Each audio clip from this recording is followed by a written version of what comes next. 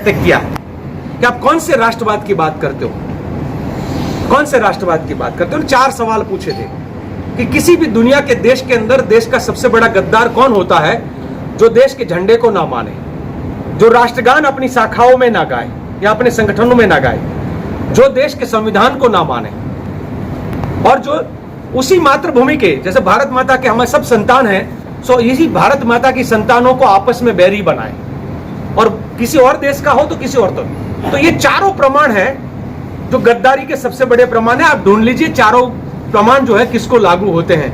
मैं किसी भी एक्सट्रीमिस्ट संगठन को और आरएसएस को उस मामले में मैं देश का सबसे गद्दार संगठन मानता हूं।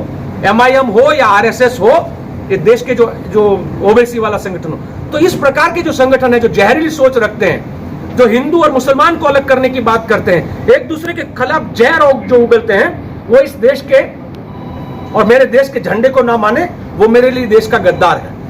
सुनिए नहीं, उसी संदर्भ में तो मूल प्रश्न जो, अरे वही से जवाब आप सुनिए, थोड़ा धैर्य रखेगा। तो मोहन भागवत को 1.5 साल पहले जवाब देना पड़ा था कि हमारा संगठन भारत के झंडे को मानता है, हमारा संगठन बड़े फंक्शनों में राष्ट्रगान गाता है। तो मैं मानता हूं ये सेवा दल की बहुत बड़ी ताकत और बहुत बड़ी जीत है कि मोहन भागवत को जवाब देना पड़ा था। और मैं आपको दावे के साथ कहता हूं, आने वाले 3 सालों के अंदर आरएसएस की हर शाखा में तिरंगा लहराना उनकी मजबूरी बन जाएगी, क्योंकि मेरे देश का झंडा है। वो नहीं लहराएंगे तो वो नहीं चल सकते इस देश के अंदर। और वो ताकत आज सेवा दल इकट्ठा कर रहा है। 12,000 से 3,70,000 की सेना बन चुकी है और 2023 में जब 100 साल पूरा करेंगे, हम और लाखों की सेना बनकर जहरीली सोच को मिटाने के लिए कामयाब हो जाएंगे। करीबन जो सबसे ज्यादा उत्तर भारत, हिंदी भाषी, पश्चिम भारत, मध्य भारत, जहां पे आज भाजपा और संघ अपनी ज्यादा ताकत दिखाते हैं, आज सबसे ज्यादा सेवा दल मजबूत इन्हीं राज्यों में बना है, क्योंकि जहां पर समस्या जहां पर है, हल वहीं निकलना चाहिए। जहरीली जड़ जहां पर हो, उस जड़ को वहीं से काटना चाहिए और हम वहीं काट रहे हैं। धन्यवाद साथियों। आप देखेंगे सेना, आर्मी हो या हमारा एयरफोर्स हो या नेवी हो, आपको बार बार नहीं दिखेगा। वो तभी दिखेगा जब युद्ध की नौबत होती है। आज देश के अंदर युद्ध की नौबत। चाह रहा था कि कमजोर कब हुए थे और कैसे हुए थे। मैं यही कहूँ आपको कि हम कमजोर हुए थे, उसका एक कारण था कि जहां पर सुशासन की एक व्यवस्था हो गई थी और जहां पर युद्ध की स्थिति ना हो, तो सैनिक भी अपने, जैसे जब युद्ध नहीं होता है तो सैनिक भी थोड़े लेजीनेस आ जाता है, आलसी हो जाता है। देश सही पटरी पर था तो हमारी जरूरत नहीं थी ज्यादातर। अब लगा कि देश पटरी से उतरकर गलत पटरी पे चढ़ रहा है, तो इसलिए दोबारा है। श्रीमान, संघ की तो एक स्पष्ट विचारधारा है, बिल्कुल सभी लोग वाकिफ हैं। हाँ।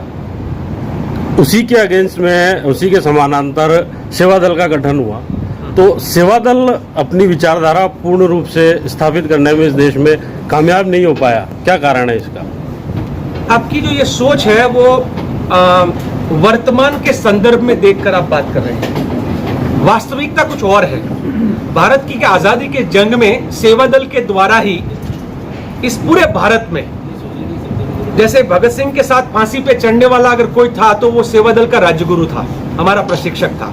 तो उस समय पर अंग्रेजों की लाठी खाते थे, गोली खाते थे, जेल जाते थे, पर कभी सावरकर की तरह माफी नहीं मांगते थे, या सावरकर की तरह कभी भी हम लोग अंग्रेजों के चाटुकार या दलाल नहीं होते थे। सर, वर्तमान में मैं कहता हूं, तो उसी आइडियोलॉजी के तहत भारत भर में कार्यकर्ताओं का निर्माण करने का कार्य किए थे। और तब चड्डी पहनने वाले, आधी चड्डी वाले बाहर भी नहीं निकल पाते थे।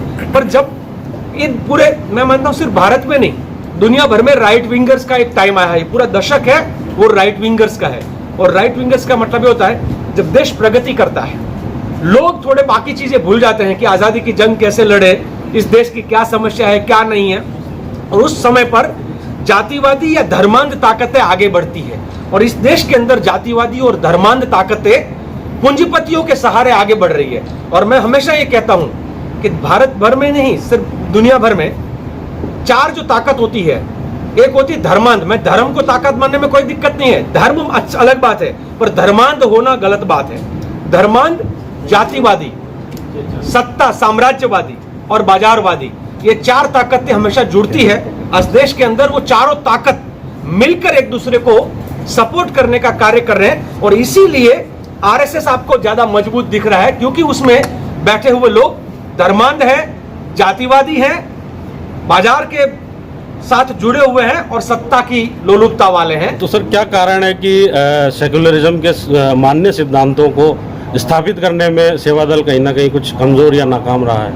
एक साहब मैं लगातार कहता हूं, आप अजमेर की गलियों में कभी हमारे साथ आइए, मैं भी और आप भी, कि दो लोग झगड़ा करेंगे और कुछ हल्ला गुल्ला करेंगे तो हजारों की भीड़ इकट्ठी हो जाती है, पर शांत करने के लिए, समाज के बीच में एकता और अखंडता के लिए भीड़ इकट्ठी नहीं होती है, वो घर घर जाके समझाना पड़ता है। तो मैं मानता हूं कि वो दंगों करने में, हम लगातार साफ भी बोलता हूं और आप कहीं लिखो कोई प्रॉब्लम नहीं है, हमारे पर अटैक भी होते रहेंगे, कोई चिंता नहीं, वो दंगों के दंगाई है और दंगाई के लिए भीड़ इकट्ठा करना आसान होती है। हम शांति के सिपाही हैं और शांति के सिपाही अकेले भी काफी होते हैं, और इसीलिए टोपी भी अलग है। दंगे करने वाले काले कपड़े लेकर निकलते हैं तो काली टोपी है उनकी, और शांति की स्थापना करने के लिए सफेद कपड़ा लेकर निकले, इसलिए सफेद टोपी हमारा। आपका ये मानना है